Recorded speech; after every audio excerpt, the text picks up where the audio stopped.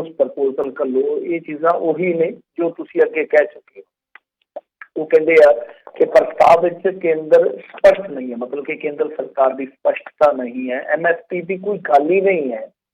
ते साडे कोल इस तो इलावा कोई प्लान भी नहीं है, मतलब कि असीं ते इक्को ही अपना प्रोग्राम लैके चल रहे हैं। एक नुकाती एजेंडा साडा कि भाई ये कानून जिहड़े आ वो रद्द कराने। तो इस करके या तो कोई नवे सिरे तो प्रपोजल घल्लिया जाए, इदा नहीं काम चलेगा। इस तो इलावा किसानों का कहना है कि सरकार जदों तक किसानों का मसला हल नहीं करती उदों तक शांतमई अंदोलन चलता रहेगा। सरकार साडे नाल लगातार धोखा कर रही है। हाँ, असीं गलबात तो भजे नहीं है, अद्धी रात को गल करने लई तैयार है, पर सरकार कोई ठोस प्रपोजल घल्ले ते गल तां बनदी है। वो कहंदे कि असीं खेती बिल्लां विच सोधां दी गल ही नहीं करते, 3 बिल्लां नूं रद्द कीता जाए। ते यही सरकार का रवैया सानूं प्रदर्शन तेज करने लई मजबूर कर रहा है। इसे दरम्यान देखो कल सबनूं पता ही है कि एक लंबी मीटिंग चली सी, उस तो बाद 5 मैंबरी कमेटी जिहड़ी है ਉਹਦਾ गठन किया गया सीगा। अज ਉਹਨੇ फैसला लेना सीगा। इस दरम्यान की होया कि ਸਿੰਘੂ बॉर्डर से तृणमूल कांग्रेस का एक वफद भी किसानों को मिलिया वा। ये भी एक डिवेलपमेंट है अपने आप दे विच कि चडूनी साहब चले गए बिहार दे विच, उन्होंने जाके बिहार के अंदर MSP का एक तरह नाल कह लो कि फिर दोबारा पटारा खुलिया कि तुहानूं MSP मिलिया करदी सी। 2006 च APMC एक्ट तोड़ दिता गया, उस तो बाद मंडियां खुल गई। नतीजा ये होया कि तुसीं प्रवासी मजदूर बन के दूजे राज्यों के विच मजदूरी करने लई मजबूर होए। तो ये अपने आप दे विच काफ़ी महत्वपूर्ण है कि बिहार दे विच इलैक्शन हो चुका। तुहानूं याद होना उदों आपां अक्सर ये गल करिया करदे सीगे कि बिहार एक प्रैशर पॉइंट बन सकदा, पर हुण बंगाल दे विचों इस तरह तृणमूल कांग्रेस जिहड़ी सत्ताधारी पार्टी है उहदा वफद आउणा ਤਾਂ ਕਿਤੇ ਨਾ ਕਿਤੇ ਕਹਿ ਲਓ ਕਿ ਆਪਸ ਦੇ ਵਿੱਚ ਇਹ ਚੀਜ਼ਾਂ ਜਿਹੜੀਆਂ ਉਹ ਇਤਫਾਕਨ ਜੁੜਦੀਆਂ ਨੇ ਕਿ ਆਉਣ ਵਾਲੇ ਸਮੇਂ ਦੇ ਵਿੱਚ ਸਿਆਸੀ ਦਬਾਅ ਪਾਉਣ ਵਾਸਤੇ ਕੁਛ ਨਾ ਕੁਛ ਕੀਤਾ ਜਾ ਸਕਦਾ ਜਾਂ ਕੁਛ ਨਾ ਕੁਛ ਸੋਚਿਆ ਜਾ ਸਕਦਾ ਹੈ। ਇੱਧਰ ਦੇਖੋ ਮੈਂ ਆਪਣੇ ਪੱਧਰ ਤੇ ਪੁਸ਼ਟੀ ਤਾਂ ਨਹੀਂ ਕਰਦਾ, ਪਰ ਇੱਕ ਟੈਲੀਵਿਜ਼ਨ ਚੈਨਲ ਨੇ ਜਿਹੜਾ ਖੇਤਰੀ ਟੈਲੀਵਿਜ਼ਨ ਚੈਨਲ ਆ ਉਹਨੇ ਦੇਰ ਸ਼ਾਮ ਇਹ ਖਬਰ ਜਿਹੜੀ ਨਸ਼ਰ ਕਰ ਦਿੱਤੀ ਕਿ 42 किसान जथेबंदियां सुप्रीम कोर्ट जाने वास्ते तैयार हो गई हैं। मतलब उन्होंने तैयारी कर ली है कि असं अपना उसके पक्ष भी रखा। तो ये बड़ा दिलचस्प मामला हो जाता है। हालांकि वो बाइक भी ले रहे थे कि उदों मैं होर अदारे नाल जुड़िया पिया सीगा ते मैं म्यूट करके देख रहा सीगा टैलीविजन चैनल नूं। तां जिहड़ी बाइट आ रही सी न्यूज़ ते तां वो भी शायद हरिंदर सिंह लखोवाल भी चला रहे। ਇਹਦਾ ਮਤਲਬ ਹੈ ਕਿ ਕਿਤੇ ਨਾ ਕਿਤੇ ਉਹ ਵੀ ਤਿਆਰੀ ਵਿੱਢੀ ਜਾ ਰਹੀ ਹੈ ਕਿ ਕਾਨੂੰਨੀ ਪੱਖ ਤੋਂ ਅਸੀਂ ਫੇਟ ਨਾ ਖਾ ਲਈਏ ਤਾਂ ਉਸ ਫੇਟ ਤੋਂ ਵੀ ਸਾਨੂੰ ਬਚਣਾ ਪਊਗਾ। ਤਾਂ ਇਹ ਸ਼ਾਇਦ ਬਹੁਤ ਵੱਡਾ ਮੂਵ ਹੋਏਗਾ ਜੇ ਇਸ ਤਰ੍ਹਾਂ ਕੀਤਾ ਜਾਂਦਾ, ਕਿਉਂਕਿ ਲਖੋਵਾਲ ਹੁਣੀ ਨੂੰ ਪਹਿਲਾਂ ਗਏ ਸੀ ਕਿ ਉਸ ਤੋਂ ਬਾਅਦ ਬਹੁਤ ਜ਼ਿਆਦਾ ਇਹਨਾਂ ਦਾ ਬਖੇੜਾ ਪੈ ਗਿਆ ਸੀ, ਬਹੁਤ ਜ਼ਿਆਦਾ ਵਿਵਾਦ ਤਕੜਾ ਛੇੜਿਆ ਗਿਆ ਸੀਗਾ। ਤਾਂ ਹੁਣ ਸੁਪਰੀਮ ਕੋਰਟ ਦੇ ਵਿੱਚ ਕਿਸ ਚੀਜ਼ ਨੂੰ ਲੈ ਕੇ ਜਾਂਦੇ ਹੋ ਸਵੇਰ ਤੱਕ ਇੰਤਜ਼ਾਰ ਕਰਨਾ ਪਊਗਾ, ਜਦੋਂ ਤੱਕ ਆਪਾਂ ਆਪਣੇ ਵੱਲੋਂ ਪੁਸ਼ਟੀ ਨਹੀਂ ਕਰ ਲੈਂਦੇ। ਖੈਰ ਇਸ ਚੀਜ਼ ਨੂੰ ਆਪਾਂ ਇੱਥੇ ਛੱਡਦੇ ਹਾਂ। ਦੂਜੀਆਂ ਜੋ ਅੱਜ ਦੀਆਂ ਮੁੱਖ ਸਰਗਰਮੀਆਂ ਰਹੀਆਂ ਕਿਸਾਨ ਕੋਲ ਦੇ ਨਾਲ ਜੁੜੀਆਂ, ਅੱਜ ਕਿਸਾਨ ਦਿਹਾੜਾ ਸੀਗਾ, ਕਿਸਾਨ ਘਾਟ ਪਹੁੰਚੇ ਕਿਸਾਨ ਚੌਧਰੀ ਚਰਨ ਸਿੰਘ ਨੂੰ ਸ਼ਰਧਾਂਜਲੀ ਦੇਣ ਵਾਸਤੇ। ਵੈਸੇ ਕਹਿੰਦੇ ਆ ਕਿ ਇਹਨਾਂ ਨੂੰ ਰੋਕਿਆ ਗਿਆ, ਪਰ ਇੱਥੇ ਕਿਸਾਨ ਜਿਹੜੇ ਉਹ ਗਰਮ ਹੋ ਗਏ। ਉਹ ਕਹਿੰਦੇ ਭਾਵੇਂ ਗੋਲੀ ਚਲਾਓ ਜਾਂ ਤੋ ਅਸੀਂ ਰੋਕਿਆ ਨਹੀਂ ਰੁਕਣਾ। UP ਵਾਲੇ ਕਿਸਾਨ ਥੋੜੇ ਜਿਹੇ ਜ਼ਿਆਦਾ ਹੀ ਗਰਮ ਆ। ਉਹਨਾਂ ਦੇ ਵਿੱਚੋਂ ਇੱਕ ਤੇ ਇੱਕ ਦਿਨ ਕਹਿਣ ਡਿਆ ਸੀਗਾ ਕਿ ਆ ਦੇਖ ਲਓ ਹਾਈਵੇ ਤੇ ਕੱਚੇ ਬਣਾਉਣਾ ਸੁੱਕਦੇ ਪਏ ਆ, ਜਿੱਦਣ ਆਪਦੀ ਆਈ ਤੇ ਆ ਗਏ ਤੇ ਤਣੀ ਬਣਾ ਕੇ ਤੇ ਉੱਥੇ ਸੰਸਦ ਦੇ ਵਿੱਚ ਵੀ ਸਿਖਾ ਦਿਆ ਇਹਨਾਂ ਕਿਉਂ ਇਹ ਸਾਡੀ ਹੋਈ ਸੰਸਦ ਹੈ। ਉਹ ਕਹਿੰਦੀ ਇਹ ਕੀ ਲੱਗਦੇ ਆ, ਇਹ ਕੀ ਲੱਗਦੇ ਆ। ਤੋ ਕਿਸਾਨ ਕਾਫੀ ਤੱਤੇ ਨੇ UP ਵਾਲੇ, ਬਚ ਕੇ ਰਹਿਣਾ ਚਾਹੀਦਾ। ਕੱਲ ਪੁਲਿਸ ਦੇ ਨਾਲ ਝੜਪ ਵੀ ਹੋਈ ਆ, ਦੱਸਦੇ ਕਿ ਐਸਾ ਬੁਰਾ ਫਸਿਆ ਸੀ ਭੱਜ ਕੇ ਨਿਕਲ ਗਿਆ। ਦੂਜੇ ਪਾਸੇ ਜੇ ਦੇਖੀਏ ਤਾਂ ਦਿੱਲੀ ਦੇ ਪੁਲਿਸ ਕਮਿਸ਼ਨਰ ਨੇ ਅੱਜ ਕਾਫੀ ਵੱਡਾ ਬਿਆਨ ਦਿੱਤਾ। ਉਹ ਕਹਿੰਦੇ ਆ ਕਿ ਕਿਸਾਨ ਅੰਦੋਲਨ ਨੂੰ ਲੈ ਕੇ ਦਿੱਲੀ ਪੁਲਿਸ ਜਿਹੜੀ ਆ ਉਹ ਹਰ ਚੁਣੌਤੀ ਵਾਸਤੇ ਤਿਆਰ ਬਰ ਤਿਆਰ ਆ। ਕਿਸ ਚੁਣੌਤੀ ਦੀ ਗੱਲ ਕਰਦੇ ਆ ਇਹ ਉਹਨਾਂ ਨੇ ਖੁਲਾਸਾ ਨਹੀਂ ਕੀਤਾ। ਟਿਕਰੀ ਬਾਰਡਰ ਤੇ ਕਿਸਾਨਾਂ ਨੇ ਅੱਧੇ ਨੰਗੇ ਹੋ ਕੇ ਜ਼ਬਰਦਸਤ ਪ੍ਰਦਰਸ਼ਨ ਕੀਤਾ। ਵੈਸੇ ਇਹ ਬਹੁਤ ਮੈਂ ਕਹੂੰਗਾ ਕਿ ਬਹੁਤ ਔਖਾ ਕੰਮ ਆ ਕਿ ਇਹੋ ਜਿਹੀ ਠੰਡ ਦੇ ਵਿੱਚ ਤੁਸੀਂ ਧੜ ਦੇ ਅੱਧੇ ਲੀੜੇ ਲਾਹ ਲੈਣੇ ਤੇ ਵਾਕਿਆ ਬਹੁਤ ਔਖਾ ਪ੍ਰਦਰਸ਼ਨ ਹੁੰਦਾ ਇਸ ਤਰ੍ਹਾਂ ਦਾ। ਇੱਧਰ ਅੰਮ੍ਰਿਤਸਰ ਦੇ ਵਿੱਚ ਵੀ ਮੇਰੇ ਖਿਆਲ ਦੇ ਨਾਲ ਲੋਕ ਭਲਾਈ ਮੰਚ ਵੱਲੋਂ ਅੱਜ ਭੰਡਾਰੀ ਪੁਲ ਤੇ ਧਰਨਾ ਲਾਇਆ ਗਿਆ ਸੀਗਾ। ਇੱਧਰ ਜੇ ਆਪਾਂ ਵੇਖੀਏ ਤਾਂ ਬਹੁਤ ਅਜੀਬੋ ਗਰੀਬ ਦੀਆਂ ਚੀਜ਼ਾਂ ਵੀ ਦੇਖਣ ਨੂੰ ਮਿਲਦੀਆਂ ਇਸ ਅੰਦੋਲਨ ਦੇ ਵਿੱਚ, ਜੋ ਕਿ ਹੈਰਾਨ ਕਰਦੀਆਂ। ਦੋਵੇਂ ਲੱਤਾਂ ਨਹੀਂ, 10 ਦਿਨਾਂ 'ਚ 450 ਕਿਲੋਮੀਟਰ ਦਾ ਸਫ਼ਰ ਤੈਅ ਕਰਕੇ ਕਿਲੋ ਦਾ ਜਿਹੜਾ ਉਹ ਦਿੱਲੀ ਪਹੁੰਚ ਗਿਆ। ਦੇਖੋ ਕਿਹੋ ਜਿਹੀਆਂ ਚੀਜ਼ਾਂ ਜਿਹੜੀਆਂ ਵਾਪਰਦੀਆਂ, ਹੈਰਾਨ ਕਰ ਦਿੰਦੀ ਹੈ ਕਿ ਇਹ ਸਭ ਕੁਛ ਇਸ ਦੌਰ ਦੇ ਵਿੱਚ ਵੀ ਹੋ ਰਿਹਾ। ਇੱਧਰ ਦਿੱਲੀ ਗੁਰਦੁਆਰਾ ਕਮੇਟੀ ਨੇ ਉੱਥੇ ਗੀਜ਼ਰ ਵੰਡੇ ਆ। ਮੇਰੇ ਖਿਆਲ ਦੇ ਨਾਲ ਦਿੱਲੀ ਗੁਰਦੁਆਰਾ ਕਮੇਟੀ ਕਾਫੀ ਐਕਟਿਵ ਹੈ ਹੁਣ। ਜੇ ਆਪਾਂ ਯੂਪੀ ਵਾਲੇ ਪਾਸੇ ਦੇਖ ਲਈਏ ਜਾਂ ਇੱਧਰ ਦੇਖ ਲਈਏ, ਹਾਲਾਂਕਿ ਮਨਜਿੰਦਰ ਸਿੰਘ ਸਿਰਸਾ ਨੂੰ ਸ਼ੁਰੂਆਤੀ ਦੌਰ ਦੇ ਵਿੱਚ ਕੁਛ ਵਿਰੋਧ ਦਾ ਵੀ ਸਾਹਮਣਾ ਕਰਨਾ ਪਿਆ ਸੀ, ਪਰ ਉਸ ਤੋਂ ਬਾਅਦ ਵੀ ਉਹ ਨਿਰੰਤਰ ਡਟੇ ਹੋਏ ਆ। ਤਾਂ ਦਿੱਲੀ ਗੁਰਦੁਆਰਾ ਕਮੇਟੀ ਵੱਲ ਹਮੇਸ਼ਾ ਦਿੱਲੀ ਦੇ ਵਿੱਚ ਨਿਗਾਹ ਲਾ ਕੇ ਦੇਖੀ ਜਾਂਦੀ ਹੈ। ਉਮੀਦ ਵੀ ਤਿੱਖੀ ਲਾਈ ਜਾਂਦੀ ਹੈ ਕਿ ਇਹ ਕਿਸ ਤਰ੍ਹਾਂ ਦਾ ਰੁਖ ਰੱਖਦੇ ਆ। ਤਾਂ ਬਿਹਤਰੀਨ ਕੰਮ ਹੈ, ਇਹੋ ਜਿਹਾ ਕੰਮ ਇਹਨਾਂ ਨੂੰ ਹੋਰ ਵੀ ਕਰਨਾ ਚਾਹੀਦਾ ਜੀ। ਜੀ ਕਿਹਾ ਜਾ ਰਿਹਾ ਵੀ ਕਹਿੰਦੇ ਖੇਤੀ ਮੰਤਰੀ ਹਾਲੇ ਵੀ ਕਿਸਾਨਾਂ ਨੂੰ ਪਲੋਸ ਰਹੇ ਨੇ।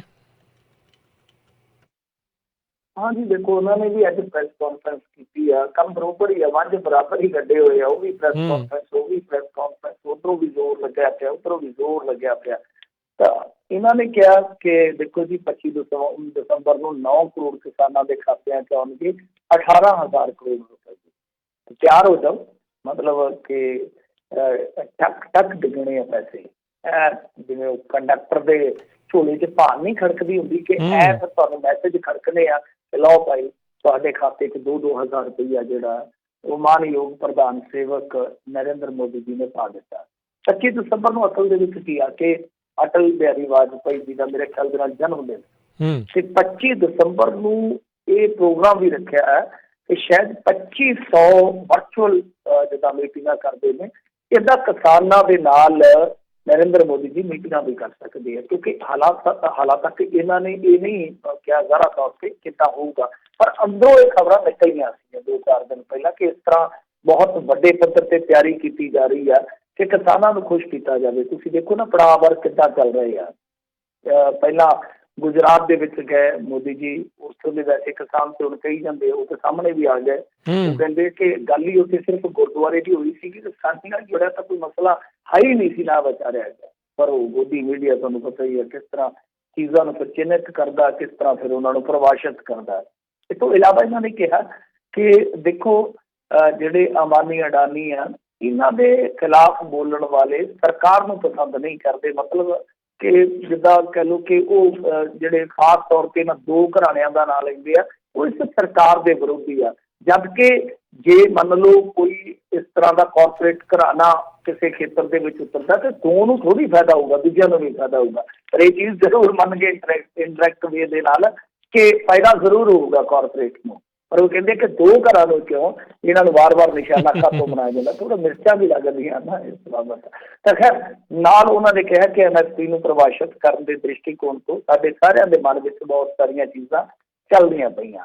ਮਤਲਬ ਕਿ MSP ਨੂੰ ਪ੍ਰਭਾਸ਼ਿਤ ਕਰਨ ਦੇ ਦ੍ਰਿਸ਼ਟੀਕੋਣ ਤੋਂ, ਤਾਂ ਇਹਦਾ ਮਤਲਬ ਹੈ ਕਿ MSP ਨੂੰ ਤੁਸੀਂ ਦੁਬਾਰ ਤੋਂ ਪ੍ਰਭਾਸ਼ਿਤ ਕਰਨਾ ਚਾਹੁੰਦੇ ਹੋ। ਕਿਸ ਤਰ੍ਹਾਂ ਦੀ ਪਰਿਭਾਸ਼ਾ ਹੋਏਗੀ, ਖੋਲ ਕੇ ਵਿਆਖਿਆ ਕਰਨੀ ਚਾਹੀਦੀ ਹੈ, ਦੱਸਣਾ ਚਾਹੀਦਾ ਤਾਂ ਕਿ ਕਿਸਾਨ ਸਮਝ ਜਾਣ ਕਿ ਤੁਹਾਡੇ ਕੋਲ ਹੋਰ ਦੂਸਰਾ ਕੀ ਫਾਰਮੂਲਾ ਹੈ।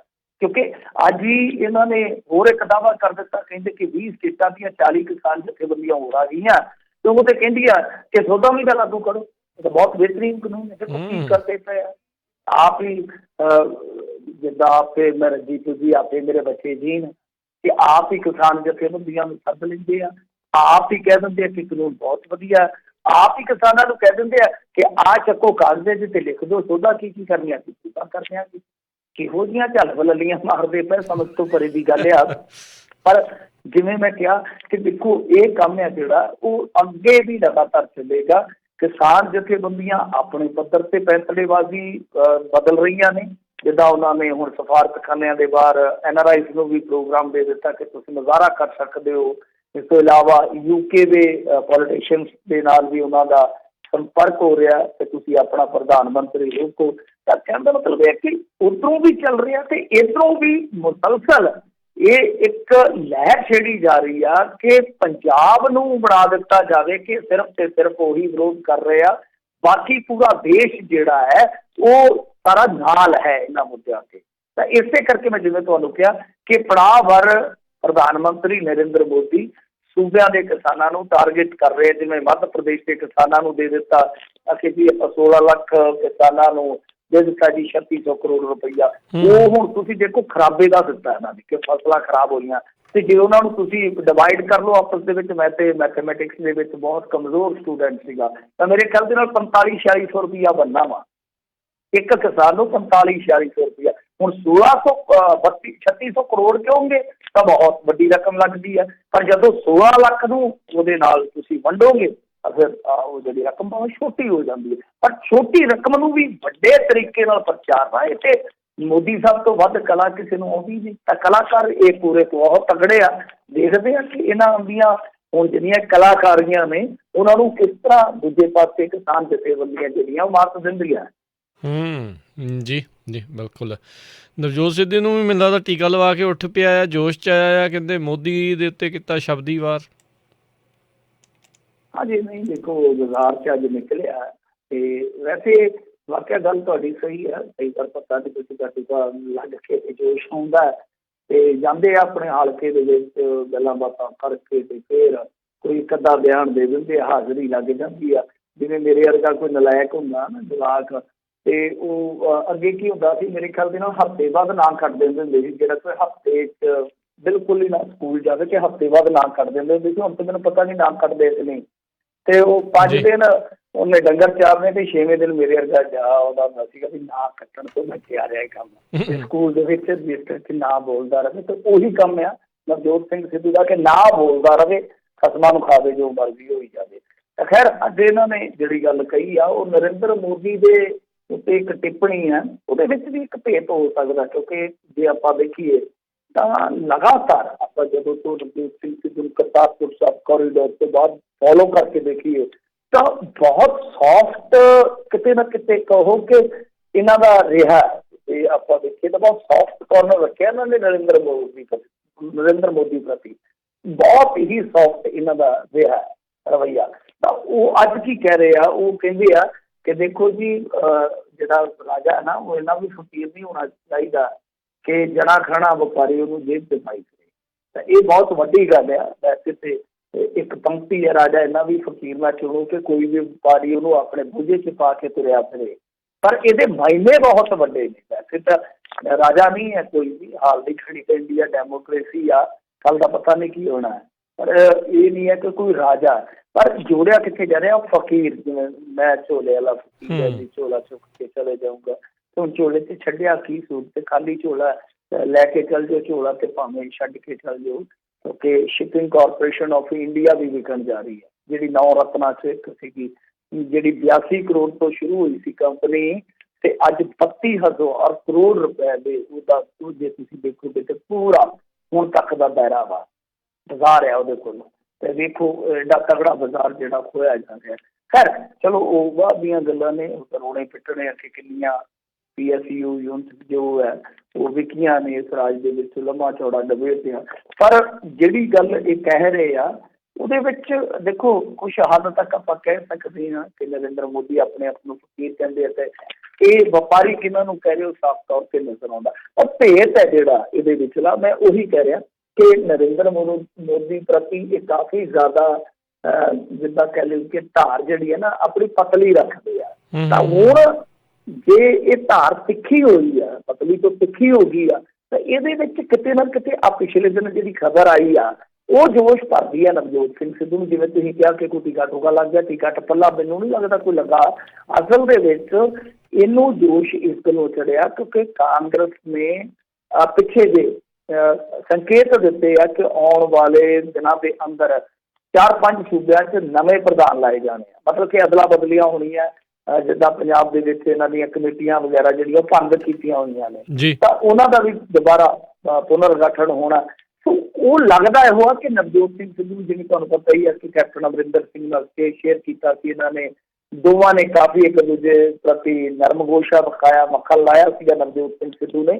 ਤੇ ਲੱਗਦਾ ਇਹੋ ਆ ਕਿ ਸਿੱਧੂ ਜਿਹੜਾ ਹੈ ਉਹ ਹੁਣ ਹੌਲੀ, ਜਿਵੇਂ ਤੁਹਾਨੂੰ ਪਤਾ ਹੈ ਨਾ ਕ੍ਰਿਕਟ ਖੇਡਣ ਤੋਂ ਪਹਿਲਾਂ ਸਿੱਧੂ ਟੁੱਕ ਟੁੱਕ ਕਰਕੇ ਆਪਦਾ ਸ਼ਾਟ ਬਣਾਉਂਦੇ ਹੁੰਦੇ ਸੀ ਬੈਟ ਦਾ, ਤਾਂ ਇਹ ਲੱਗਦਾ ਇਹੋ ਆ ਕਿ ਸ਼ਾਟ ਤਿਆਰ ਕੀਤਾ ਜਾ ਰਿਹਾ ਬੈਠਦਾ ਕਿ ਆਉਣ ਵਾਲੇ ਸਮੇਂ ਦੇ ਵਿੱਚ ਫਿਰ ਬੱਲਾ ਜਿਹੜਾ ਤੇਜ਼ੀ ਨਾਲ ਘੁਮਾਇਆ ਜਾ ਸਕੇ।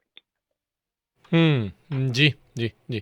ਅਗਲੀ ਗੱਲ ਕਰੀਏ ਅਸ਼ਵਨੀ ਸ਼ਰਮਾ ਹੋਣਾ ਦਾ ਬਿਆਨ, ਪੰਜਾਬ ਵਿੱਚ ਭਾਜਪਾ ਆਪਣੇ ਦਮ ਤੇ ਲੜੇਗੀ ਕੌਂਸਲ ਚੋਣਾਂ। ਹੁਣ ਤੁਹਾਡੇ ਦਮ ਨਾਲ ਦਮ ਭਰੇਗਾ ਕੌਣ? ਇਸ ਹਾਲਤ ਦੇ ਵਿੱਚ ਸਭ ਤੋਂ ਵੱਡਾ ਸਵਾਲ ਤੇ ਇਹ ਹੈ ਕਿ ਤੁਹਾਡੇ ਦਮ ਦੇ ਨਾਲ ਦਮ ਕੌਣ ਭਰੇਗਾ? ਤੇ ਦਮ ਦਾ ਨਹੀਂ, ਦਮ ਦਾ ਭਰੋਸਾ ਯਾਰ, ਦਮ ਆਵੇ ਕਿ ਨਾ ਆਵੇ। ਹੁਣ ਤੇ ਦਮ ਦਾ ਛੱਡੋ, ਹੁਣ ਤੇ ਤੁਹਾਡੇ ਨਾਲ ਇੱਕ ਕਦਮ ਦਾ ਭਰੋਸਾ ਨਹੀਂ ਕਰਨਾ ਕਿਸੇ ਪੋਲੀਟੀਸ਼ੀਅਨ ਤੇ ਹਾਲ ਨਹੀਂ ਕਰਨੀ, ਤਾਂ ਫਿਰ ਇਕੱਲੀ ਤੁਰੂਗੀ।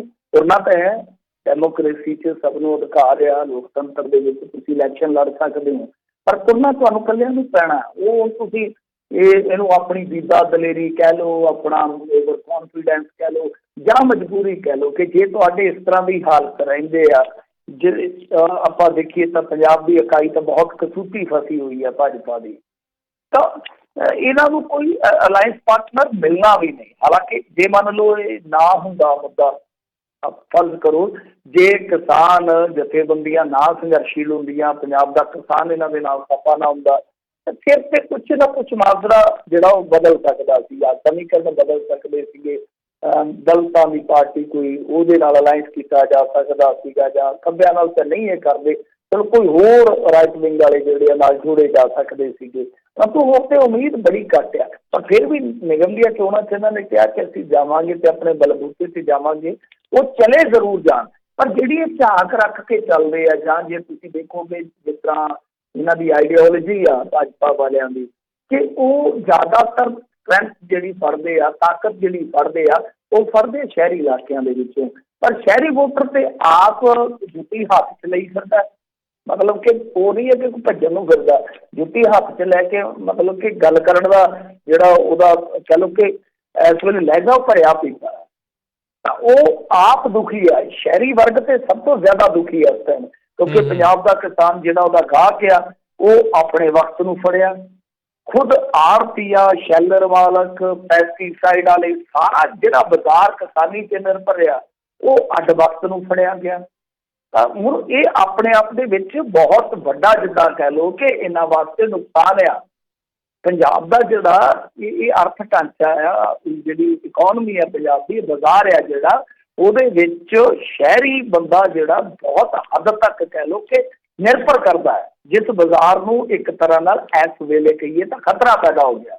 ਤੋ ਇੰਨੇ ਅਣਜਾਣੀ, ਹਾਂ ਦੇਖੋ ਪਿਛਲੇ ਦਹਾਕੇ ਛੱਡ ਦਿਓ, 3 4 5 ਦਹਾਕਿਆਂ ਦੀ ਹਿਸਟਰੀ ਛੱਡ ਦਿਓ, ਇਸ ਟਾਈਮ ਇੱਥੇ ਦਾ ਜਿਹੜਾ ਹਿੰਦੂ ਭਾਈਚਾਰਾ, ਉਹ ਦੇਖੋ ਨਾ, ਜਦੋਂ ਵੀ ਬੰਦ ਦੀ ਗੱਲ ਹੁੰਦੀ ਸੀ, ਕਿਸੇ ਨੇ ਜਾ ਕੇ ਦੁਕਾਨਾਂ ਜ਼ਬਰਦਸਤੀ ਬੰਦ ਨਹੀਂ ਕਰਾਈਆਂ ਐਤਕੀ, ਸਗੋਂ ਜੋ ਮਹਾਜਨ ਭਾਈਚਾਰਾ ਸੀਗਾ, ਵਪਾਰੀ ਵਰਗ ਸੀਗਾ, ਉਹਨੇ ਆਪ ਸਹਿਯੋਗ ਕੀਤਾ।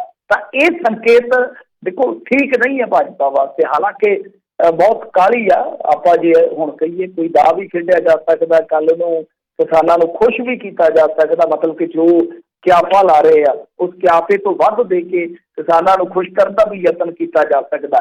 ਪਰ ਮੈਂ ਗੱਲ ਮੌਜੂਦਾ ਹਾਲਾਤ 'ਤੇ ਕਰਦਾ, ਮੌਜੂਦਾ ਸਮੀਕਰਨ 'ਤੇ ਕਰਦਾ ਕਿ ਜੇ ਇਸ ਤਰ੍ਹਾਂ ਦੇ ਹਾਲਾਤ ਰਹਿੰਦੇ ਆ ਤਾਂ ਸ਼ਹਿਰੀ ਵੋਟ ਜਿਹੜੀ ਇਹ ਨਿਯਮ ਦੇ ਵਿੱਚ ਭੁਗਤਣੀ ਆ, ਉਹਦੇ 'ਤੇ ਵੀ ਬਹੁਤੀ ਜ਼ਿਆਦਾ ਉਮੀਦ ਨਹੀਂ ਲਾ ਸਕਦੇ ਭਾਜਪਾ ਵਾਲੇ। ਹਾਂ, ਦਿਲ ਕੋ ਬਹਿਲਾਨੇ ਕਾ ਗਾਲਬ ਖਿਆਲ ਅੱਛਾ, ਦਿਲ ਨੂੰ ਬਹਿਲਾਉਣ ਦਾ ਸਾਰਿਆਂ ਨੂੰ ਹੱਕ ਵੀ ਆ। ਜੀ ਜੀ।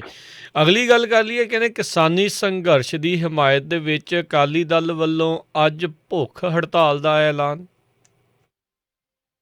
ਚਲੋ ਇੱਕ ਦਿਨ ਇਹ ਵੀ ਭੁੱਖੇ ਬੈਠ ਕੇ ਕੋਈ ਫਰਕ ਨਹੀਂ ਪੈਂਦਾ। ਕਿਸਾਨ ਜਿਹੜੇ ਆ ਉਹ ਤਾਂ ਫਿਕਰਾਂ ਦੇ ਵਿੱਚ ਭੁੱਖੇ ਬੈਠੇ ਹੀ ਆ ਕਿ ਕੀ ਬਣੂਗਾ ਕੀ ਨਹੀਂ ਬਣੂਗਾ, ਕਿਉਂਕਿ ਕਿਸਾਨ ਭੁੱਖ ਹੜਤਾਲ 'ਤੇ ਨੇ। ਜੇ ਆਪਾਂ ਦੇਖੀਏ ਤਾਂ ਅੱਜ ਵੀ ਇੱਕ ਟਾਈਮ ਦਾ ਅਨਸ਼ਨ ਦਾ ਪ੍ਰੋਗਰਾਮ ਸੀਗਾ। ਵੈਸੇ ਦੇਖੋ ਇੱਥੇ ਪੰਜਾਬ ਦੇ ਵਿੱਚ ਤੇ ਇਹੋ ਜਿਹੇ ਪ੍ਰੋਗਰਾਮ ਮੈਂ ਤੁਹਾਨੂੰ ਉਦੋਂ ਹੀ ਕਿਹਾ ਸੀਗਾ ਕਿ ਬਹੁਤੇ ਫੋਲੋ ਨਹੀਂ ਹੋਣਗੇ। ਸਭ ਕ੍ਰਿਟਿਸਿਜ਼ਮ ਵੀ ਹੋਇਆ ਉਹਨਾਂ ਦਾ, ਕ੍ਰਿਟੀਸਾਈਜ਼ ਕੀਤਾ ਲੋਕਾਂ ਨੇ, ਸੋਸ਼ਲ ਮੀਡੀਆ 'ਤੇ ਵੀ ਕੀਤਾ ਕਿ ਇਸ ਤਰ੍ਹਾਂ ਦੇ ਪ੍ਰੋਗਰਾਮ ਪਲੀਜ਼ ਨਾ ਦਿਓ। ਉਸ ਤੋਂ ਬਾਅਦ ਹੀ ਸ਼ਾਇਦ ਕੱਲ੍ਹ ਵਾਲਾ ਪ੍ਰੋਗਰਾਮ ਆਇਆ, NRIs ਵਾਸਤੇ ਵੀ ਪ੍ਰੋਗਰਾਮ ਆ ਗਿਆ। ਹੁਣ ਜਿਹੜੀ ਗੱਲ ਇਹ ਕਰਦੇ ਭੁੱਖ ਹੜਤਾਲ ਦੀ, ਦੇਖੋ ਇਹਨਾਂ ਦੀ ਆਪਣੀ ਰਾਜਨੀਤੀ ਜਿਹੜੀ ਆ ਉਹ ਚੱਲਣੀ ਆ। ਉਹ ਇਹਨਾਂ ਦੀ ਜਿਹੜੀ ਰਾਜਨੀਤਿਕ ਪਹੁੰਚ ਆ, ਉਹਨਾਂ ਦੇ ਮੁਤਾਬਿਕ ਫੈਸਲੇ ਲੈਣੇ ਆ। ਕਿ ਪ੍ਰੇਮ ਸਿੰਘ ਚੱਦੂਮਾਜਰਾ ਹੋਰਾਂ ਨੇ ਕਿਹਾ ਸੀਗਾ ਕਿ ਸੁਖਬੀਰ ਸਿੰਘ ਬਾਦਲ ਵੱਲੋਂ ਸਮੂਹਿਕ ਤੌਰ 'ਤੇ ਇੱਕ ਰੋਜ਼ਾ ਭੁੱਖ ਹੜਤਾਲ ਕਰਨ ਬਾਰੇ ਸੰਦੇਸ਼ ਦਿੱਤਾ ਗਿਆ, ਮਤਲਬ ਕਿ ਜੋ ਵੀ ਇਹਨਾਂ ਦੇ ਵਰਕਰ ਆ ਉਹ ਹੜਤਾਲ ਕਰਨ। ਵੈਸੇ ਦੇਖੋ ਇੱਕ ਚੀਜ਼ ਆ ਕਿ ਆਮ ਆਦਮੀ ਪਾਰਟੀ ਹੋਵੇ, ਚਾਹੇ ਕਾਂਗਰਸ ਹੋਵੇ, ਚਾਹੇ ਇਹ ਅਕਾਲੀ ਦਲ, ਤਿੰਨ ਆਪਾਂ ਲੈ ਲਈਏ ਕਿ ਮੁੱਖ ਪਾਰਟੀਆਂ ਜਿਹੜੀਆਂ, ਇਹਨਾਂ ਦੇ ਵਰਕਰ ਹੇਠਲੇ ਪੱਧਰ ਤੇ ਕੰਮ ਤਾਂ ਕਰ ਰਹੇ ਆ ਕਿਸਾਨ ਸੰਘਰਸ਼ ਦੇ ਵਿੱਚ, ਆਪਣੇ ਝੰਡੇ ਤੋਂ ਬਿਨਾਂ, ਆਪਣੇ ਬੈਨਰ ਤੋਂ ਬਿਨਾਂ, ਆਪਣੀ ਪਾਰਟੀ ਦੇ ਕਿਸੇ ਵੀ ਸਿੰਬਲ ਤੋਂ ਬਿਨਾਂ ਉੱਥੇ ਕੰਮ ਕਰ ਰਹੇ ਆ। ਨੋ ਡਾਊਟ ਇਹ ਹੈ ਤਿੰਨਾਂ ਪਾਰਟੀਆਂ ਦਾ ਜਿਹੜਾ ਕੱਢ ਰਿਹਾ ਲੱਗਾ ਹੋਇਆ, ਕਿਉਂਕਿ ਲੜਾਈ ਸਾਂਝੀ ਹੈ। ਪਰ ਦੂਜੇ ਪਾਸੇ ਜਿਹੜੀ ਰਾਜਨੀਤੀ ਆ, ਹਾਲਾਂਕਿ ਉਹਨੂੰ ਉੱਥੇ ਨੇੜੇ ਨਹੀਂ ਢੁੱਕਣ ਦਿੱਤਾ ਜਾਂਦਾ, ਪਰ ਰਾਜਨੀਤੀ ਦੀ ਇੱਕ ਕਲਾ ਹੁੰਦੀ ਆ। ਇਹ ਸਮਝਣਾ ਪਏਗਾ ਕਿ ਜਦੋਂ ਇਸ ਤਰ੍ਹਾਂ ਦਾ ਅੰਦੋਲਨ ਚੱਲਦਾ ਜਿਹਦੇ ਵਿੱਚ ਪਾਰਟੀਆਂ ਜਾਂ ਕਹਿ ਲਓ ਕਿ ਵਿਚਾਰਕ ਵੱਖਰੇ ਨੇ, ਸਾਰੀਆਂ ਚੀਜ਼ਾਂ ਪਿੱਛੇ ਛੁੱਟ ਜਾਂਦੀਆਂ ਤੇ ਇੱਕ ਲੜਾਈ ਜਿਹੜੀ ਉਹ ਸਾਂਝਾ ਰੂਪ ਧਾਰਨ ਕਰ ਜਾਂਦੀ ਹੈ ਮੋਰਚੇ ਦਾ। ਤਾਂ ਉੱਥੇ ਫਿਰ ਜਦੋਂ ਇਸ ਤਰ੍ਹਾਂ ਭਾਵਨਾਵਾਂ ਜੁੜੀਆਂ ਹੁੰਦੀਆਂ, ਜਦੋਂ ਇਸ ਤਰ੍ਹਾਂ ਇੰਟਰਸਟ ਜੁੜੇ ਹੁੰਦੇ ਆ, ਜਦੋਂ ਇਸ ਤਰ੍ਹਾਂ ਇੱਕ ਰਿਸ਼ਤਾ ਬਣ ਜਾਂਦਾ ਲੋਕਾਂ ਦਾ ਭਾਵਨਾਤਮਕ ਤੌਰ ਤੇ, ਤਾਂ ਉਹਨੂੰ ਖੁਸ਼ ਕਰਨ ਵਾਸਤੇ ਸਾਰੇ ਹੀ ਫਿਰ ਕਰਦੇ ਆ। ਤੇ ਰਾਜਨੀਤੀ ਮੈਂ ਜਿਵੇਂ ਕਿਹਾ ਕਿ ਇਹੋ ਜਿਹੇ ਮੌਕਿਆਂ ਤੇ ਆਪੇ ਆਪਣਾ ਰੂਟ ਤਿਆਰ ਕਰ ਲੈਂਦੀ ਹੈ। ਹੁਣ ਉਦਾਹਰਨ ਦੇ ਤੌਰ ਤੇ ਦੇਖੋ, ਅਕਾਲੀਆਂ ਨੇ ਇਹ ਪ੍ਰੋਗਰਾਮ ਦਿੱਤਾ, ਆਮ ਆਦਮੀ ਪਾਰਟੀ ਵਾਲਿਆਂ ਵੀ ਕੋਈ ਨਾ ਕੋਈ ਦੇ ਦੇਣਾ ਕੱਲ੍ਹ ਨੂੰ। ਜਿੱਦਾਂ ਹੁਣ ਕਾਂਗਰਸ ਵਾਲੇ ਕਦਾਈ ਖਲੋਤੇ ਆ ਕਿ 2 ਕਰੋੜ ਅਸੀਂ ਸਾਈਨ ਕਰਾ ਕੇ ਤੇ ਜਿਹੜੇ ਹੈਗੇ ਕਾਗਜ਼ ਉਹ ਕੱਲ੍ਹ ਨੂੰ ਰਾਸ਼ਟਰਪਤੀ ਨੂੰ ਦੇਣੇ ਆ। ਤਾਂ ਕਾਂਗਰਸ ਹੋਵੇ, ਚਾਹੇ ਅਕਾਲੀ ਦਲ ਹੋਵੇ, ਚਾਹੇ ਹੋਰ ਪਾਰਟੀਆਂ ਹੋਣ, ਲੈਫਟਿਸਟ ਵੀ ਹੋਣ ਬੇਸ਼ੱਕ, ਉਹਨਾਂ ਦੀ ਜਿਹੜੀ ਰਾਜਨੀਤਿਕ ਆਕਾਂਖਿਆ ਹੈ ਉਹਦੇ ਮੁਤਾਬਕ ਉਹਨਾਂ ਨੇ ਤੁਰਦੇ ਹੀ ਜਾਣਾ। ਬੇਸ਼ੱਕ ਇਹਨੂੰ ਆਪਾਂ ਕਹੀਏ ਕਿ ਇਹ ਜਿਹੜਾ ਅੰਦੋਲਨ ਹੈ ਹਾਲ ਦੀ ਘੜੀ ਉਹ ਨਿਰਲੇਪ ਹੈ ਰਾਜਨੀਤੀ ਤੋਂ, ਪਰੰਤੂ ਰਾਜਨੀਤੀ ਕਿਤੇ ਨਾ ਕਿਤੇ ਉਹਦੇ ਨਾਲ ਜੁੜ ਕੇ ਚੱਲ ਹੀ ਰਹੀ ਆ। ਜੀ ਜੀ ਬਿਲਕੁਲ। ਅਗਲੀ ਆਪਾਂ ਮਿੰਟੂ ਜੀ ਗੱਲ ਕਰੀਏ, ਕਹਿੰਦੇ ਵੀ ਬਿਮਾਰੀ ਕਾਰਨ ਦਿੱਲੀ ਸੰਘਰਸ਼ ਤੋਂ ਪਰਤੇ ਕਿਸਾਨ ਦੀ ਮੌਤ। ਹਾਂਜੀ ਦੇਖੋ, ਅੱਜ 2 ਮੌਤਾਂ ਹੋਈਆਂ ਨੇ ਤੇ ਮੇਰੇ ਖਿਆਲ ਦੇ ਨਾਲ ਲੌਂਗੋਵਾਲ ਪਿੰਡ ਦੇ ਵਿੱਚ ਹੋਈ ਆ, ਇੱਕ ਜੈਤੋਂ ਦੇ ਵਿੱਚ ਹੋਈ ਆ। ਇਹ ਦੋਵੇਂ ਕਿਸਾਨ ਜਿਹੜੇ ਆ ਬਜ਼ੁਰਗ ਹੀ ਸੀਗੇ, ਇੱਕ ਤੇ ਮੇਰੇ ਖਿਆਲ ਦੇ ਨਾਲ ਹੈਗੇ ਸੀ 70 ਕੁ ਵਰ੍ਹਿਆਂ ਦੇ, ਇੱਕ ਥੋੜੇ ਜਿਹੇ ਘੱਟ ਉਮਰ ਦੇ ਸੀਗੇ। ਤਾਂ ਇਸ ਤਰ੍ਹਾਂ ਇਹ ਦੋਨੇ ਹੀ ਜਿਹੜੇ ਕਿਸਾਨ ਆਗੂ ਕਹਿ ਲਓ, ਕਿਸਾਨ ਸੰਘਰਸ਼ੀਲ ਕਹਿ ਲਓ, ਇਹ ਉੱਥੋਂ ਪਰਤੇ ਨੇ ਤੇ ਉਸ ਤੋਂ ਬਾਅਦ ਮੌਤ ਹੋ ਗਈ ਆ। ਤੇ ਇੱਕ ਤਾਂ ਮੈਂ ਪੜ੍ਹ ਰਿਹਾ ਸੀਗਾ ਕਿ ਕੀ ਬਣਿਆ, ਥੋੜਾ ਜਿਹਾ ਉਹਨਾਂ ਦੀ ਸਿਹਤ ਬਾਰੇ ਪਿਛੋਕੜ ਦੱਸਿਆ ਜਾ ਰਿਹਾ ਸੀਗਾ ਕਿ ਉੱਥੇ ਠੰਡ ਲੱਗੀ ਆ, ਠੰਡ ਕਾਰਨ ਹੀ ਸ਼ਾਇਦ ਉਹਨਾਂ ਦਾ ਕਹਿ ਲਓ ਕਿ ਜੋ ਸਵਾਸਾਂ ਦਾ ਸਰਮਾਇਆ ਸੀਗਾ ਖਤਮ ਹੋ ਗਿਆ। ਪਰ ਇੱਥੇ ਦੇਖੋ ਗੱਲ ਇਹ ਆ ਕਿ ਹੁਣ ਇਹੋ ਜਿਹੇ ਬਜ਼ੁਰਗ ਜਿਹੜੇ ਆ ਉਹਨਾਂ ਨੂੰ ਆਪਾਂ ਮਨਾ ਵੀ ਨਹੀਂ ਕਰ ਸਕਦੇ। ਜੇ ਤੁਸੀਂ ਉਹਨਾਂ ਨੂੰ ਦੇਖੋਗੇ ਤਾਂ ਸਾਈਕਲ ਉੱਧਰ ਨੂੰ ਠੇਲੀ ਜਾਂਦੇ ਆ। ਉਹ ਜਿਹੜਾ ਤੁਸੀਂ ਬਜ਼ੁਰਗ ਸ਼ਾਇਦ ਦੇਖਿਆ ਹੋਣਾ ਹੈ, ਜਗਰਾਓਂ ਤੋਂ ਚੱਲਿਆ ਸਾਈਕਲ ਤੇ, ਇਹਦਾ ਸਿੱਧਾ 15 ਬਜ਼ੁਰਗ ਕਿ ਹੱਥ ਜੋੜ ਕੇ ਗੱਲ ਕਰਦਾ ਤੇ 70 ਸਾਲ ਉਮਰ ਹੈ, ਉਹ ਸਾਈਕਲ ਤੇ ਉੱਥੇ ਪਹੁੰਚ ਗਿਆ।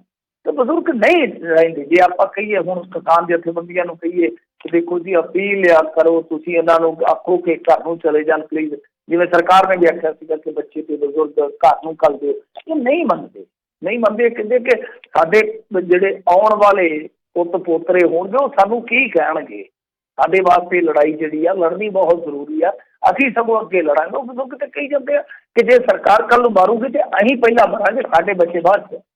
ਸੋ ਇਸ ਕਰਕੇ ਜਜ਼ਬਾ ਹੀ ਵੱਖਰੀ ਕਿਸਮ ਦਾ। ਠੀਕ ਆ, ਮੌਤਾਂ ਦਾ ਦੁੱਖ ਤੇ ਬਹੁਤ ਆ, ਇਸ ਤਰ੍ਹਾਂ ਜੀ ਕਿਸੇ ਦੇ ਵਿਛੜਨੇ ਔਰ ਲਗਾਤਾਰ ਵਿਛੜੀ ਜਾਣੇ।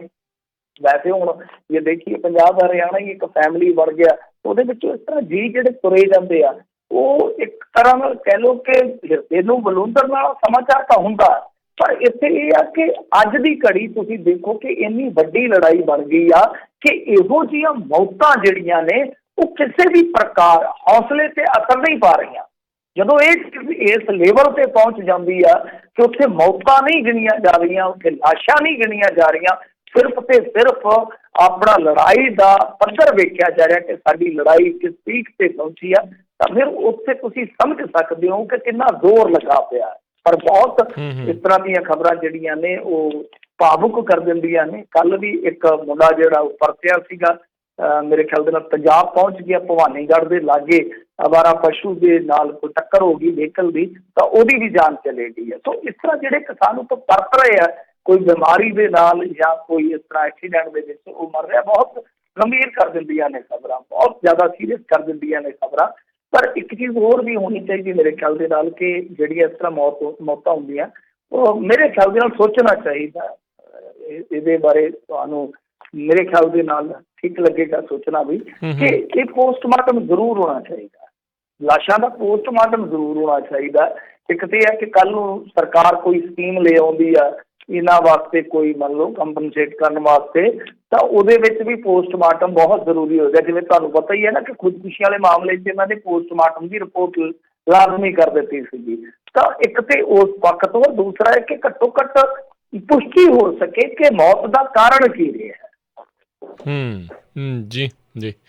ਮਿੰਟੂ, ਜਾਂਦੇ ਜਾਂਦੇ ਗੱਲ ਕਰ ਲਈਏ, ਮੁੱਖ ਮੰਤਰੀ ਨੂੰ ਕੋਰਟ ਤੋਂ ਮਿਲੀ ਇੱਕ ਵਾਰ ਰਾਹਤ। ਹਾਂਜੀ ਦੇਖੋ, ਇਹ ਉਹੀ ਮਾਮਲਾ ਜਿਹਦੇ 'ਚ ਈਡੀ ਜਿਹੜੀ ਆ ਉਹ ਇਹਨਾਂ ਦੇ ਮਗਰ ਲੱਗੀ ਹੋਈ ਆ, ਤੇ ਈਡੀ ਵਾਲਿਆਂ ਨੇ ਕਿਹਾ ਸੀਗਾ ਕਿ ਇਨਕਮ ਟੈਕਸ ਵਾਲਿਆਂ ਨੇ ਜਿਹੜੇ ਨਵੇਂ ਡਾਕੂਮੈਂਟ ਫਾਈਲ ਕੀਤੇ ਉਹ ਸਾਨੂੰ ਘੋਖਣ ਦੀ ਇਜਾਜ਼ਤ ਦਿਓ, ਤਾਂ ਉਹਨਾਂ ਨੂੰ ਇਜਾਜ਼ਤ ਮਿਲ ਗਈ ਸੀ। ਉਸ ਤੋਂ ਬਾਅਦ ਪਟੀਸ਼ਨ ਪਾਈ ਗਈ ਸੀਗੀ ਉਲਟ ਕਿ ਇਹ ਇਜਾਜ਼ਤ ਜਿਹੜੀ ਸਟੇ ਕਰ ਦਿੱਤੀ ਜਾਵੇ, ਸਟੇ ਹੋ ਗਈ। ਤਾਂ ਉਸ ਤੋਂ ਬਾਅਦ ਫਿਰ ਰਿਵਿਊ ਪਟੀਸ਼ਨ ਪਾਈ ਗਈ ਸੀਗੀ ਈਡੀ ਵੱਲੋਂ। ਤਾਂ ਮੈਂ ਆਸ ਕਰਦਾ ਤੁਸੀਂ ਸਮਝ ਗਏ ਹੋਗੇ ਸਾਰੀ ਖੇਡ। ਤਾਂ ਹੁਣ ਅਦਾਲਤ ਨੇ 8 ਜਨਵਰੀ ਤੱਕ ਇਹ ਸੁਣਵਾਈ ਜਿਹੜੀ ਮੁਲਤਵੀ ਕਰ ਦਿੱਤੀ, ਭਾਵ ਟਾਲ ਦਿੱਤੀ। ਤਾਂ ਇਹਦਾ ਮਤਲਬ ਇਹ ਹੈ ਕਿ ਵਕਤੀ ਤੌਰ ਤੇ, ਅਸਥਾਈ ਤੌਰ ਤੇ ਇੱਕ ਵਾਰੀ ਕੈਪਟਨ ਅਮਰਿੰਦਰ ਸਿੰਘ ਨੂੰ ਰਾਹਤ ਮਿਲ ਗਈ ਆ। ਤਾਂ ਜਿਵੇਂ ਹੀ ਇਹ ਰਾਹਤ ਮਿਲੀ ਆ ਤੇ ਤਿਵੇਂ ਕੈਪਟਨ ਅਮਰਿੰਦਰ ਸਿੰਘ ਦੇ ਤੇਵਰ ਵੀ ਅੱਜ ਵੇਖਣ ਨੂੰ ਮਿਲੇ ਆ। ਅੱਜ ਇਹਨਾਂ ਨੇ ਲਾਈਵ ਕੀਤਾ, ਲਾਈਵ ਵੀ ਤੁਹਾਨੂੰ ਪਤਾ ਕਾਫੀ ਸ਼ੌਕੀਨ ਨੇ ਉਹ, ਤਾਂ ਲਾਈਵ ਕਰਕੇ ਇਹਨਾਂ ਨੇ ਅਕਾਲੀ ਦਲ ਨੂੰ ਲਿਆ ਨਿਸ਼ਾਨੇ ਤੇ, ਆਮ ਆਦਮੀ ਪਾਰਟੀ ਨੂੰ ਨਾਲ ਸਫਾਈ ਦਿੱਤੀ ਆ। ਪੇਪਰ ਜਿਹੜੇ ਆ ਉਹ ਜਨਤਕ ਕੀਤੇ ਆ ਕਿ ਹਾਈ ਪਾਵਰ ਕਮੇਟੀ ਜਿਹੜੀ ਬਣੀ ਸੀ ਇਹਨਾਂ ਆਰਡੀਨੈਂਸਿਸ ਨੂੰ ਲੈ ਕੇ, ਉਹਦੇ ਵਿੱਚ ਸਾਡਾ ਰੁਖ ਕੀ ਸੀਗਾ। ਤਾਂ ਤੁਸੀਂ ਸਮਝ ਸਕਦੇ ਹੋ ਕਿ ਤਮਾਮ ਜਿਹੜੀਆਂ ਘਟਨਾਵਾਂ ਵਾਪਰ ਰਹੀਆਂ ਨੇ ਕਿਤੇ ਨਾ ਕਿਤੇ ਕੈਪਟਨ ਅਮਰਿੰਦਰ ਸਿੰਘ ਨੂੰ ਪ੍ਰੈਸ਼ਰਾਈਜ਼ ਕਰ ਰਹੀਆਂ ਸੀਗੀਆਂ ਕਿ ਤੁਸੀਂ ਅਮਿਤ ਸ਼ਾਹ ਨੂੰ ਮਿਲੇ, ਕਿਉਂਕਿ ਇਹਨਾਂ ਦੇ ਵਿਰੋਧੀ ਜਿਹੜੇ ਨਿਸ਼ਾਨੇ ਤੇ ਲੈ ਰਹੇ ਸੀਗੇ। ਉਸ ਤੋਂ ਬਾਅਦ ਤੁਸੀਂ ਚੁੱਪ ਕਰ ਗਏ। ਤਾਂ ਇਹਨਾਂ ਨੇ ਸਾਫ਼ ਕੀਤਾ, ਕਹਿੰਦੇ ਕਿ ਅਮਿਤ ਸ਼ਾਹ ਨੂੰ ਇਸ ਕਰਕੇ ਮਿਲਿਆ ਸੀ ਕਿਉਂਕਿ ਸਰਹੱਦੀ ਸੂਬਾ ਗੱਲਬਾਤ ਜਿਹੜੀ ਉਹ ਕਰਨੀ ਪੈਂਦੀ ਆ, ਮੈਂ ਈਡੀ ਤੋਂ ਨਹੀਂ ਕਰਦਾ। ਤਾਂ ਇਹ ਸਫਾਈ ਵੀ ਦਿੱਤੀ ਕਿਉਂਕਿ ਅਰਵਿੰਦ ਕੇਜਰੀਵਾਲ ਲਗਾਤਾਰ ਹੱਲਾ ਬੋਲ ਰਹੇ ਸੀ ਇਹਨਾਂ ਤੇ। ਤਾਂ ਪਲੱਸ ਨਾਲ ਅੱਜ ਕਾਗਜ਼ਾਤ ਵੀ ਵਿਖਾਇਆ ਕਿ ਅਸੀਂ ਤਾਂ ਇਤਰਾਜ਼ ਕੀਤਾ ਸੀਗਾ, ਇਸ ਸਾਰੀ ਸਮੁੱਚੀ ਪ੍ਰਕਿਰਿਆ ਤੇ ਹੀ ਅਸੀਂ ਸਵਾਲ ਖੜੇ ਕੀਤੇ ਸੀ। ਸਾਨੂੰ ਸ਼ੁਰੂਆਤੀ ਦੌਰ ਦੇ ਵਿੱਚ ਤਾਂ ਬਤੌਰ ਮੈਂਬਰ ਵੀ ਨਹੀਂ ਲਿਆ ਗਿਆ। ਤਾਂ ਤੁਸੀਂ ਸਮਝ ਸਕਦੇ ਹੋ ਕਿ ਰਾਜਨੀਤੀ ਵੀ ਆਪਣੇ ਪੱਧਰ ਤੇ ਪੂਰੀ ਗੁੱਥਮ ਗੁੱਥਾ ਹੋ ਰਹੀ ਹੈ। ਜਿਵੇਂ ਕੇਂਦਰ ਸਰਕਾਰ ਤੇ ਕਿਸਾਨ ਜਿਹੜੇ ਆ ਉਹ ਵੀ ਰੱਸਾਕੱਛੀ ਦੇ ਇੱਕ ਤਰ੍ਹਾਂ ਨਾਲ ਚਲੋ ਮੋੜ ਦੇ ਵਿੱਚ ਇਸ ਵੇਲੇ ਉਹਨਾਂ ਦੇ ਦਰਮਿਆਨ ਵੀ ਰੱਸਾਕੱਛੀ ਚੱਲ ਰਹੀ ਆ। ਤਾਂ ਦੂਸਰੇ ਪਾਸੇ ਰਾਜਨੀਤੀ ਵੀ ਪੂਰੀ ਕਹਿ ਲਓ ਕਿ ਗੁੱਥਮ ਗੁੱਥਾ ਹੋਈ ਪਈ ਹੈ। ਜੀ ਜੀ ਜੀ। ਤੇ ਮਿੰਟੂ ਜੀ, ਬਹੁਤ ਬਹੁਤ ਤੁਹਾਡਾ ਧੰਨਵਾਦ, ਤੁਸੀਂ ਸਾਡੇ ਨਾਲ ਜੁੜੇ। ਤੇ ਅਗਲੀ ਵਾਰ ਤੱਕ ਲਈ ਬੜੀ ਮਿਹਰਬਾਨੀ। ਮਿਲਦੇ ਹਾਂ ਜੀ ਕੱਲ੍ਹ ਨੂੰ ਇੱਕ ਵਾਰੀ ਫਿਰ। ਸਤਿ ਸ਼੍ਰੀ ਅਕਾਲ ਜੀ। Thank you. ਸਤਿ ਸ਼੍ਰੀ ਅਕਾਲ ਜੀ। ਤੇ ਸਰੋਤਿਓ, ਇੱਥੇ ਸਾਡਾ ਅੱਜ ਦਾ ਪ੍ਰੋਗਰਾਮ ਸਮਾਪਤ ਹੈ। ਮਿਲਦੇ ਹਾਂ ਅਗਲੀ ਵਾਰ ਤੱਕ ਲਈ। ਮੇਰੇ ਵੱਲੋਂ ਵੀ ਸਭ ਨੂੰ ਪਿਆਰ ਭਰੀ ਸਤਿ ਸ਼੍ਰੀ ਅਕਾਲ। ਸੁਣਦੇ ਰਹੋ ਜੀ ਪੰਜਾਬੀ ਰੇਡੀਓ USA।